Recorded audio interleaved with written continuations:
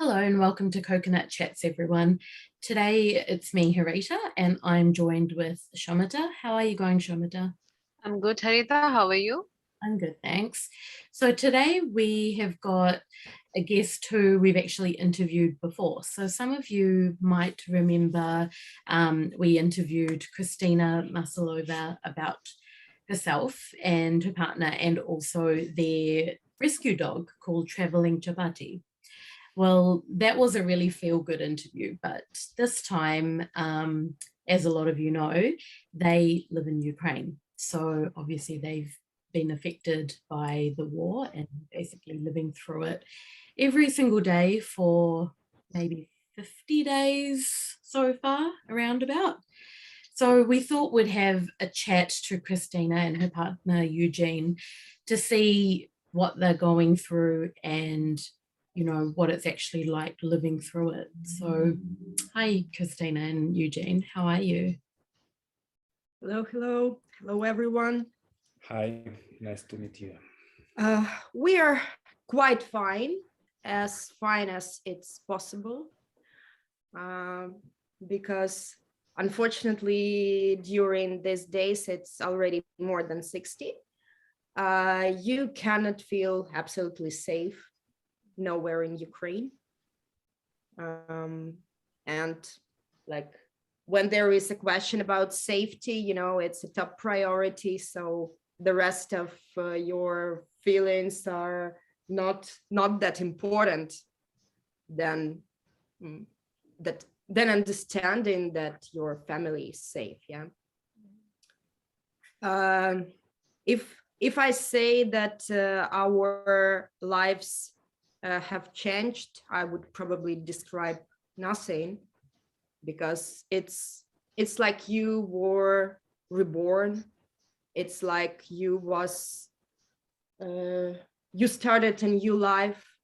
You was born in different part of the world in the different times. So it's like nothing in common with our previous lives, except that we still have to breathe and to consume food in order to survive, and that we still love each other and we love chapati. Probably all the rest is absolutely different.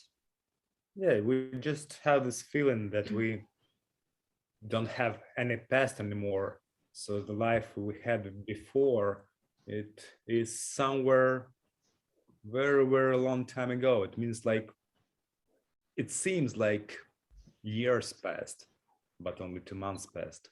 You don't have any past. You don't have any Future. future. You just live your day by day, just, I don't know, trying to find yourself in the new reality. That's what's happening. Yeah. So what are your day-to-day lives like? Like, I know you've mentioned to me before that you've both lost your jobs. So how has that impacted you, not having your source of income or not having a job to go to anymore, and just, I guess you're just sitting at home waiting for all of this to end? It all started just with a desire to survive. So we fled from Kiev the first day of the war, when the bombing started, and everything you think about is just to survive, to keep your family safe. And after that, you need information, what's going on, whether it's like becoming worse and worse, or is there any chance to survive and to win this war someday. So you just start to browse all the news, you read all the analytics, like all day long. You just doom surfing, you just trying to do something. I mean, just to be busy. Otherwise, it's just impossible, because if you start to think globally, you understand that you know nothing and you don't like have any possibility to see what's gonna happen. And at least you need to know where the army of the enemy is, because you need to understand if they are moving to the city we're currently in, yeah, maybe we need to escape even from here. Yeah, but luckily this were, I guess, only the first months when we did absolutely nothing except from reading all those news. As for now, we found few more activities for ourselves. So we are now volunteering for different organizations in order to help our country to win. We also try to make some videos for Chapati's media. We are making streams on Sundays with her followers because many people want to know what is going on here and is Chapati safe. And it's very relaxing for us because it's like you feel like you are living at those moments when you can just have a conversation with someone. Because in Ukraine, it's very hard to talk to your friends because everyone is in those troubles, and all those conversations, they're too depressive, I'd say. Yeah. So Yeah. what other type of volunteer work are you both doing? Tell about your project first. Yeah, what I'm doing is with my good friend and brilliant architect, we are making a project of, let's say, like a refugee housing made from modules. So we're making the project of model houses, refugees, because so many people, they don't have a place to live anymore as it was destroyed, and those people fled that they lived in, and there is a crucial need in housing, and all these houses need to be built quickly, to be quickly deployed, and to be very efficient in terms of production date and the cost of production. As we had some ideas about this kind of housing years ago, and we started this project much earlier. So right now we are trying to speed it up and to finish everything so we can, let's say, grant this project to any governmental structure who want to use it. I mean, we can just give all the details, all the scams and models, like all the files that they need to produce. Yeah, while I just recently joined one project. I wanted to volunteer for quite a long time, but it was kind of hard for me to choose for which organization to volunteer, because of course you want to be absolutely sure that everything is clear there, yeah. And at some point, when I understood that one of my friends has has founded a fund, I decided to join it because, of course, I can be sure in what my friend is doing. So it's called Help Lab, and they are raising funds and then buying technical equipment in different countries because it's impossible to buy it in Ukraine at the moment. Yeah, so as I have some background in SMM, in making Chapati's social media, so I just started to SMM for this organization. So like everyone helps with his own competencies, you know. Mm. I can't be a soldier. I don't have such a good complexion for that. Yeah, but I know that I'm good in this. That is why I'm helping in such a way. Yeah, that's also why we chosen to volunteer instead of trying to make at least some money. Because like of course, like I was a marketing specialist before, right? And my knowledge is basically how to build brands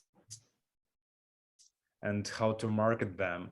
But right now, in Ukraine, the majority of real economy is connected to the war or just to basic needs like food and some clothes, some really simple products. So like nobody needs that fancy brands, and that's why nobody thinks about rebranding or making other brands or to market something.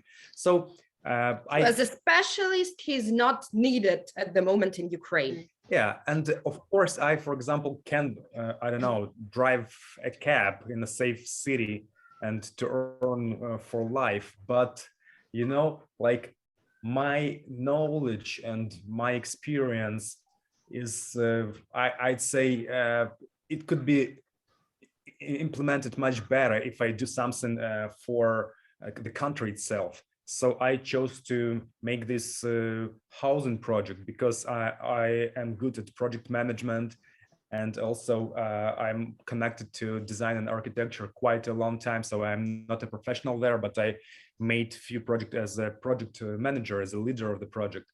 So that's why I decided that it would be much better for the whole society, for our community, if I don't go to drive a cab, but I will do something better for everybody. So, and we see it a lot that what is great about the situation. I mean, if I have to find at least one good thing, is just that the society is united, that everyone is involved. So many people are volunteering. So like everybody does what he can in his place just to help the society to survive. And that's why we are sure that everything's gonna end with our win. Because when the nation is united as that, when everyone is involving, everyone is volunteering, and like it helps even the soldiers to fight more brave, right? It gives them confidence that the whole nation is standing behind them. So that's what the good thing about the situation, the only good thing. Yeah, it's really great that you guys have figured out ways to make yourself useful to the situation. I know otherwise it's so frustrating when everything else is out of your hand, just sitting at home and feeling like terrible. So it's really great that you guys are participating in this volunteering work. So I wanted to ask something. So in on media we see certain things, but in general, like as like a normal usual citizen of the country, so did you guys see this coming, or is it all like a big surprise for everyone and just one morning everything changed? Actually, everything started in 2014 when we lost the Crimea and the whole war on Donbass started. So it was the first part, and it lasted a long time, long 8 years. But these years, for the majority of population, it seemed like something far away. I mean, I'm not telling about Crimea because it was really significant, but everything, the war in Donbass region, it was like crucial and heartbreaking for those who lived there, who had to leave their houses and to move to another part of Ukraine. But for people elsewhere, it was of course terrible, and everybody knew about that and were frustrated. But I mean, when it's not full scale, it's just some regional thing. It couldn't like. We still lived our lives, Yeah. So yes, we knew that there is war in Ukraine, but our lives didn't change at that moment. But what happened on the 24th of February is what changed all people's lives in Ukraine. And like we hoped that it wouldn't come, but we were expecting it somehow. Probably after the troops were gathering and organizing around Ukraine's border. It started from October 2021, so like almost 5 months as we were under stress, and like everybody was talking that it doesn't make any sense, so there is not going to be a war because it just don't have any economical sense, any political sense. It's just stupid to have it.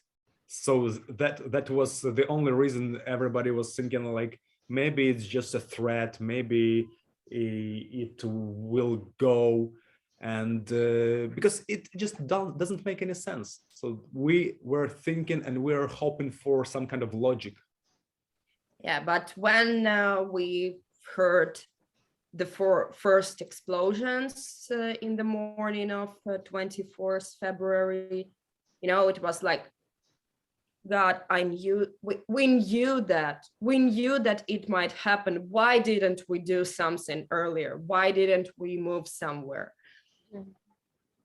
It just was basic first feelings about your safety, and like when you are under stress and you are being around those bombs and hear all these sounds and you don't know what's happening, and then you read news and you hear that these bombings are all around the country, and all the borders of Ukraine from different roads and angles were already broken, and the troops are inside your country from everywhere. You just don't know what's going to happen next even 2 hours. Yeah. So I think you were saying earlier that you left the town that you used to live in. Is that right? So where were you based before and where are you now? But in case Really? you don't want to disclose your current location, just feel free not to say that. So yeah, just saying that. Yeah. It's not a problem. We're already sharing that in Chapati's media. Hope that we're not going to become like official enemies of Russian Federation and be hunted on. No, we are safe. Yeah, so we used to live in Kiev, the capital of Ukraine. When everything started right on the first day, we decided to move to my parents who live in Kropivnitsky. It's central Ukraine. It's around 300 kilometers away from Kiev. We knew that at that point, Kropivnitsky was safe. So we decided to move to my parents, to take them with us, and then to move from Ukraine. But while we were on the road, the martial law was already applied in Ukraine as the war has started. And this martial law, it prevents Eugene from leaving the country. So all men who are aged between 18 to 60 years, they cannot leave the country while the war is going on. So we came to Kropivnitsky. We understood that now Eugene cannot leave. And we are still in Kropivnitsky for already 2 months. So it's not the safest place in Ukraine. On the Western Ukraine, it's much safer at some places. But here, at least, we can live at my granny's. So we don't have to pay for rental. And of course, when you don't earn money, paying for rental is a very, very big deal. Yeah. So when did that martial law come in place? Did they make that law on the day that the war began? Yes. Yes, it was applied the same day, and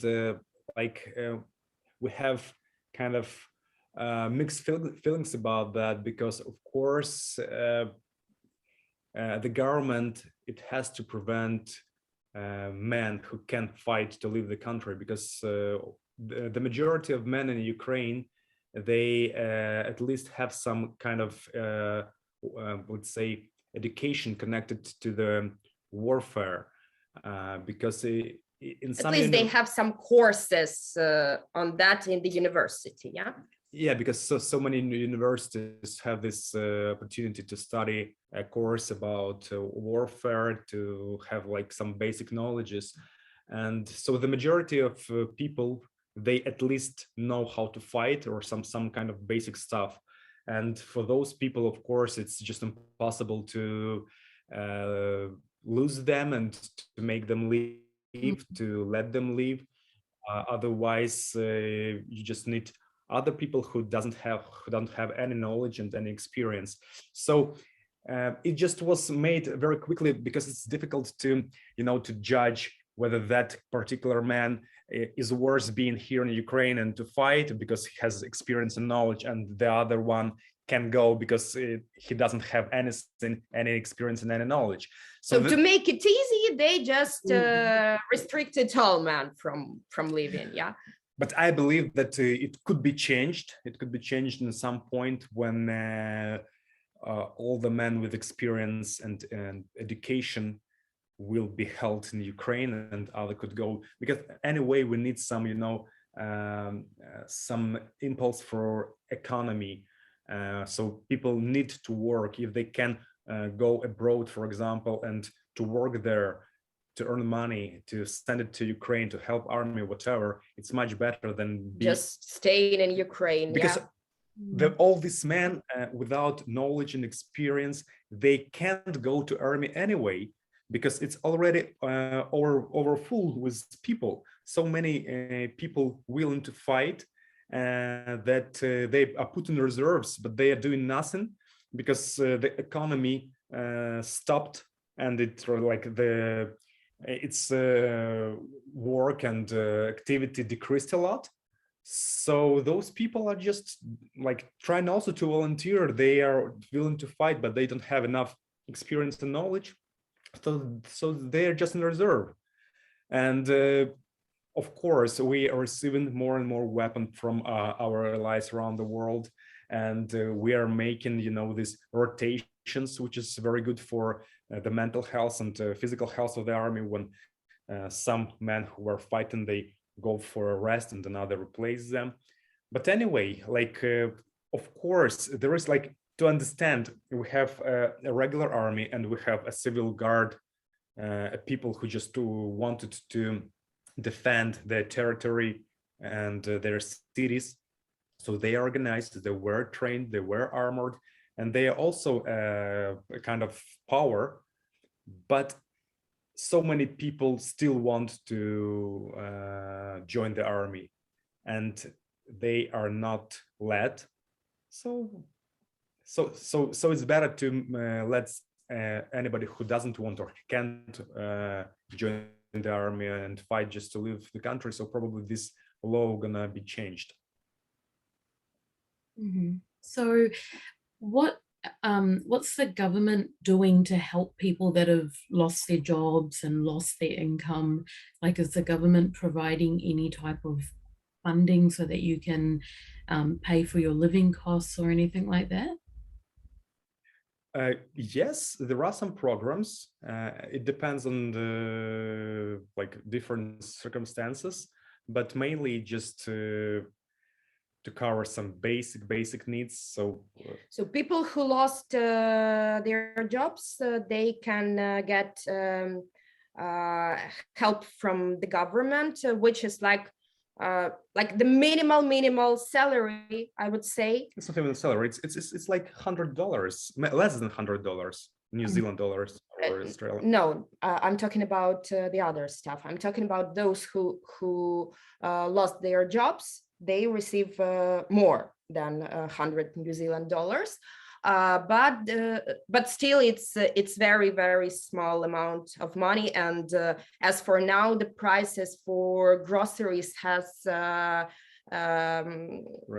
risen quite a lot, so it's super minimum. And our problem is that as we used to be freelancers, we don't have enough documentation in order to apply for this help. And we can only apply for help as refugees. And this is 100 New Zealand dollars, which is like, you know, it's not even enough for Chapati's food for a month. And luckily, we don't have to rent an apartment, because renting an apartment is like at least 1,000 New Zealand dollars, at least. I mean, you know, it's good government doing at least something, because we understand that the war itself is a costly thing. So it costs us so much for our country, especially when economy slowed down drastically. It just stopped. And moreover, just to make our troops on the front line being like feeling that they're noticeable and they're important for the country, our government increased their salaries like few times. And that's what more important, because we need people over there. We need people to fight, to defend our country. So the help which government provides for civilians is like the maximum they could do at this moment, but it's a very small help for people who used to live other life. So it's not enough even just for food, not even saying about something else.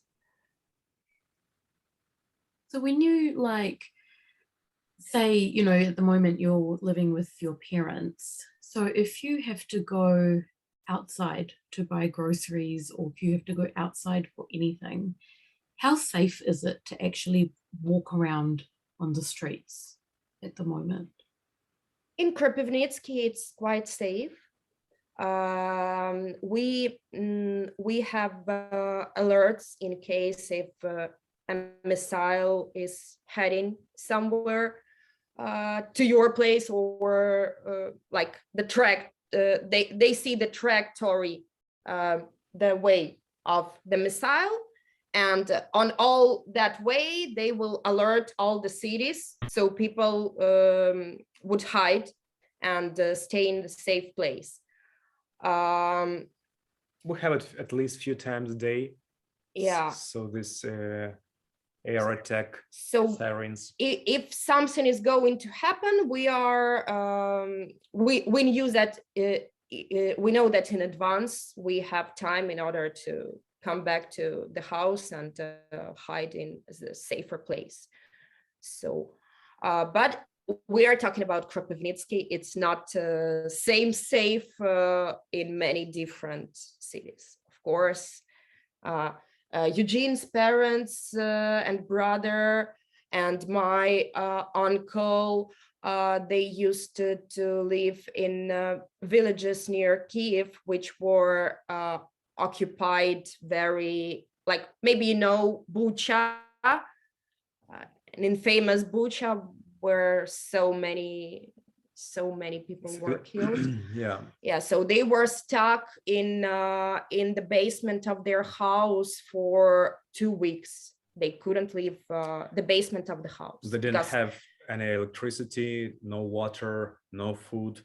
So my parents had to eat only potatoes during these 2 weeks. They didn't have anything, and they just didn't. They couldn't go outside of their house, and they cooked just on a fire in their own basement. So that was the reality. And the real fightings, they were less than a kilometer from their house. So heavy bombings, tank fire, gunfire, like everything. So they didn't sleep and didn't eat for a long time, and then they managed to escape. And the same with Christina's uncle. They also been to the place where so many civilians, like dozens and dozens of people, were killed, and like officially more than 400 people were killed, and they just didn't manage to escape during the first day, and they hid it, and they just were in that basement, like all depressed with all this, feelings like doomsday feeling that they're gonna die. And luckily, one day the green corridor was there, like our government managed to make this green corridor, and they escaped. But even now, like almost 2 months, like more than months passed, but they're still can't believe that they're survived. They like have a great PTSD. Yeah. So before the missiles and all of that happened in their villages, did they know that was going to happen, or was it just all of a sudden? It was quite sudden, I guess. Yeah. I mean, and it was troops to come. Yeah, it's a bit a different situation. It's like when you Yeah. are bombed, you still can escape. I mean, you can just try to find time after the bomb and right away start moving. But when your town is occupied and there are tanks on the roads and they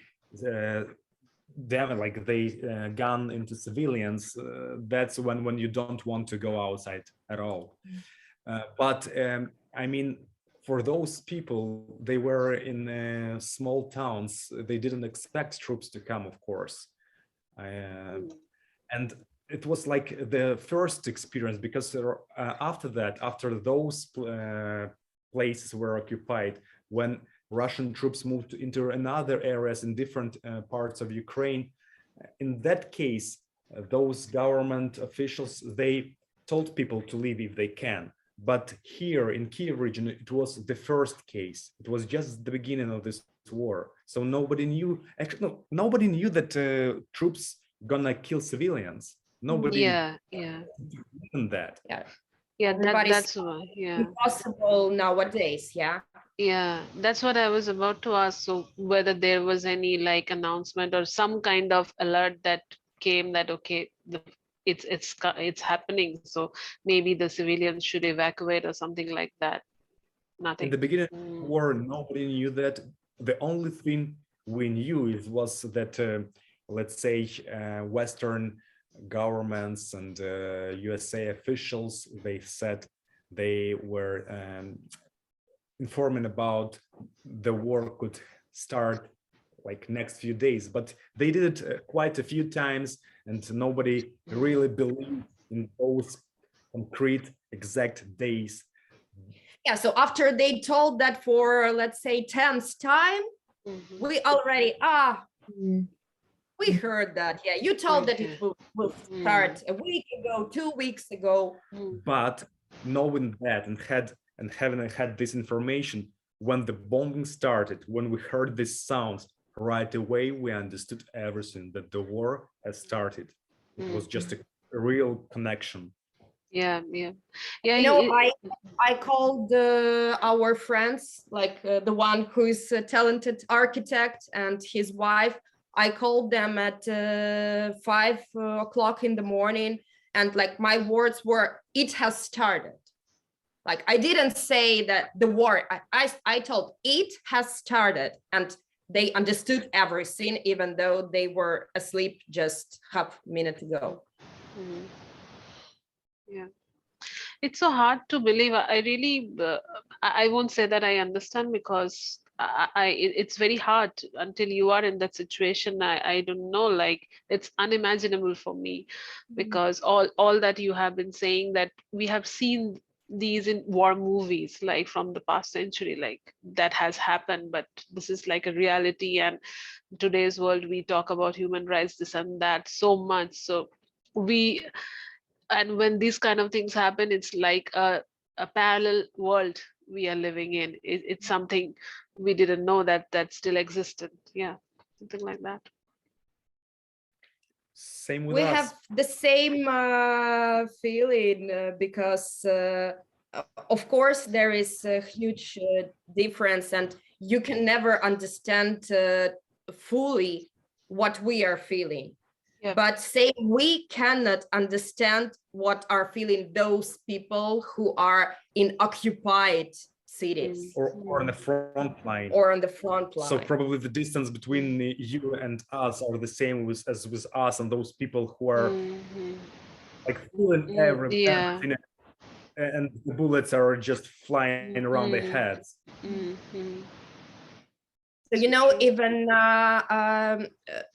I've heard the idea that now, like in Western Ukraine, let's say, where there are so many refugees, you can easily see a person who is from Eastern Ukraine, who is from occupied cities, because when alerts start, people from these quite safe territories there are, okay, it's an alert, they're walking to the basement, and people who went through all this, they can fall on the ground. They have like this panic attacks, which you can easily see. Because for them, any alert is attack. It was like that. Yeah. So how can people that don't live in Ukraine, if we want to help you guys, or if we want to help the people of Ukraine, how can we do it? How do people send money over, or how can people send whatever Ukraine people are needing? Talking about our family, we at some point we decided to make an account on Patreon in order to ask everybody's friends and followers for some even small donations, because of course, like we really lack money. We live in a credit at the moment, and time will pass and we will have to pay for that credit. Yeah, so we made a Patreon account for Traveling Chapati, which means for our family, and also PayPal. So if somebody wants to help our family, you can find these details in even on Instagram. We have a link in a bio, or we can answer to messages and to say our PayPal and so on. I would say that it's also very important to help animals of Ukraine at the moment, because so many shelters were attacked, so many shelters and those and different, not sure about the word, okay, let's say shelters, they just didn't have possibility to bring food. Yeah, so there is one organization in Ukraine, which like the most powerful one, the one whom you can absolutely rely on. They are called You Animals. So donating them is also great way to save so many innocent lives. There are different platforms where you can help the army, but of course, as I've already started to volunteer for Help Lab, I would say that it's a very good idea to donate to Help Lab, because I'm sure that all the money go right for the army. We are not receiving any salaries for us. We are volunteering, and all the money, they go directly to buy all those tactical equipment. And what else? It's enough. It's more than enough. Yeah. And you can, of course, always join our Sunday live streams, or just watch them later on Chapati's Instagram. we share all that information, and we will be happy to answer all the questions and give links for many possible ways to help our country, our people, our animals. Mhm.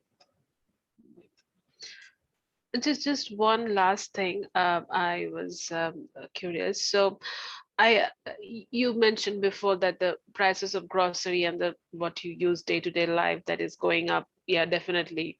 I understand the transport has been disturbed. Like there are a lot of problems there. So, is the government making any stand to standardize the price to help people so that because these are like basic amenities, if the prices go high, people may be in worse situation than you are in, so they may not be able to buy that minimal stuff. So is the government standardizing something, or do you think that along with the scarcity there is also like sometimes it happens in some countries, I'm not sure how it is with you, but there is black market which where people keep things aside and deliberately raise the price. So what do you say about it?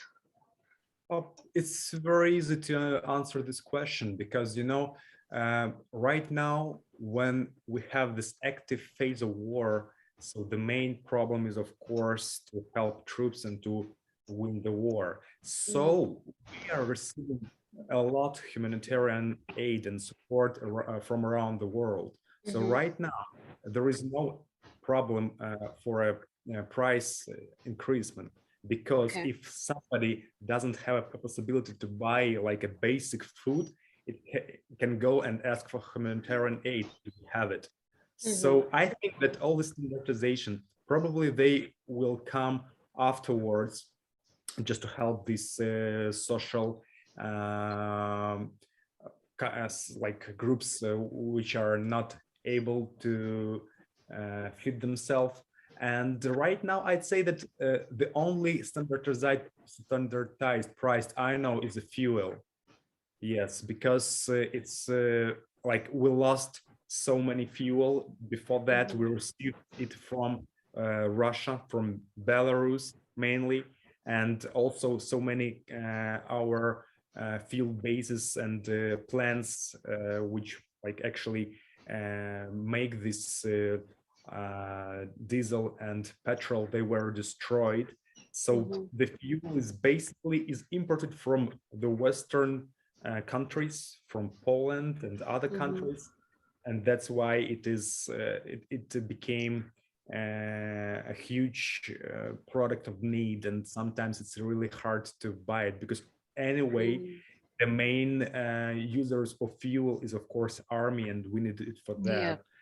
And that's why it's sometimes really hard to buy fuel, and the price increased a lot, but still government made a lower tax for that just to make it a bit lower than it could be.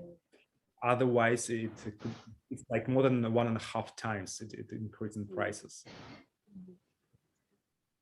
Yeah, that's good that there is a lot of humanitarian support and people are standing by each other. That's really important in these situations. It's really... Oh, there are so many cases, like like people making bread or preparing some kind of food in their small cafes, which used to be like very nice businesses, and they right now they don't work in those frontline cities, but they still cook, and they just go on streets and giving it away for anybody who needs it. For territory defense, for poor people, for all people. It's a great spirit of support and help. Exactly. Yeah, this is where we regain our faith in humanity. Yeah, but it's sad that it takes something like a war for this, united behavior to happen. Oh, it's so, yeah, it just shows, the two of you live in Ukraine, and it just shows what we see on the news in New Zealand, Australia, and every other country in the world is only just one tiny little snippet of what's actually happening. you know, and sometimes the news doesn't even report on half the truth. So to all of you listening, if there's anything you want to do to help, then you can follow the links that Christina spoke about earlier in terms of sending money to them or to other people in Ukraine as well, or you can get in contact with any of the charities that she mentioned. Because as she said, it's not easy for people to just flee the country when you've got literally a ban on almost every man in the country being able to leave. So it was really, I guess, good is not the right word, but it was good to actually be able to talk to people that are actually, you know, going through it right now to actually see what it's like. Thank you so much for your time today. We really, really hope it gets better soon. In my head, I thought it had been 50 days, but you just said 60 days. So that, you know, we don't even live in your country. And even to us, it's like, you know, losing track of how long it's been going on for. But if there's anything our listeners can do to help, you can always message us at Coconut Chats. And if you want to be put in contact with Christina and Eugene or any of the charities that are helping with aid, then just reach out to us and we can send you the relevant contact details and links. But in the meantime, Christina and Eugene, please stay safe. And I hope your families and Chapati stay safe. And if there's anything we can do, just let us know. Absolutely. We are staying positive because we see the strengths of our people and we see the support of the whole world. So one day, sooner or later, we're going to win and the world itself will become a better place. Yeah. Thank you so much. Yeah, thanks for joining us. Sorry that Chapati didn't join our conversation. She's now playing with my parents' dogs. And for her, it's more interesting activities than giving interviews. Yeah. Of course. Thank you so much. Thank you.